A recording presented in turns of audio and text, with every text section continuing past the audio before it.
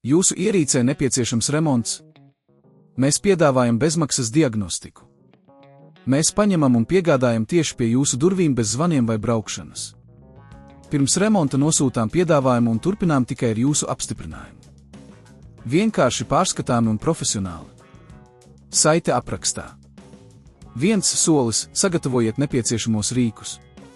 Pirms uzsākt akumulātoru nomaiņu, pārliecinieties, ka jums ir nepieciešamie rīki – skrūvgriezis, parasti Philips, jauns Dyson V10 akumulators un, ja nepieciešams, cimdus. 2. solis – izslēdziet ierīci.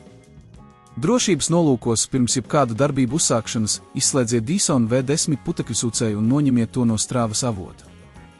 3. solis – noņemiet veco akumulātoru.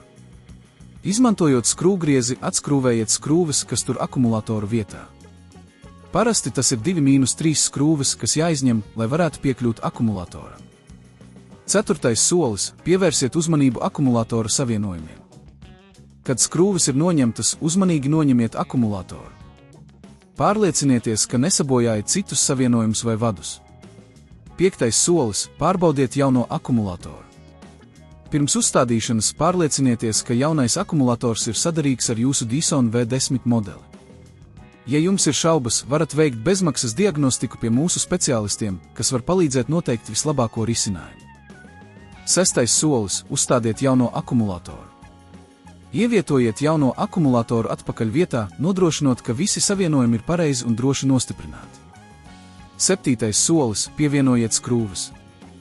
Atkal izmantojiet skrūvgriezi, lai pievienotu akumulātoru vietā ar skrūvēm, kuras iepriekš atskrūvējāt.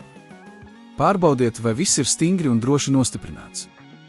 8. solis – pārbaudiet ierīci. Kad akumulātors ir uzstādīts, pievienojiet Dyson putekļsūcēju strāvas avotam un ieslēdziet to, pārliecinieties, ka ierīce darbojas pareizi un akumulātors uzlādējas. 9. solis – piedāvājums pirms remonta. Ja jūsu Dyson V10 joprojām nerāda uzlabošanos vai ir citas problēmas, sazinieties ar mūsu servisa centru. Mēs piedāvājam diagnostiku un konsultācijas, kā arī iespēju saņemt ierīci pie durvīm, lai jūs nenāktos uztraukties par transportēšanu. 10. solis – apkopojiet rīkus. Pēc akumulātora maiņas neaizmirstiet savākt visus rīkus un skrūves, lai nodrošinātu, ka jūsu darba vieta ir tīra un kārtīga. Izpildot šos soļus, jūs varēsiet viegli nomainīt Dyson V10 akumulātoru un pagarināt savu putekļsūcēju kalpošanas laiku. Jūsu ierīcē nepieciešams remonts? Mēs piedāvājam bezmaksas diagnostiku. Mēs paņemam un piegādājam tieši pie jūsu durvīm bez zvaniem vai braukšanas. Pirms remonta nosūtām piedāvājumu un turpinām tikai ar jūsu apstiprinājumu. Vienkārši pārskatāmi un profesionāli. Saite aprakstā.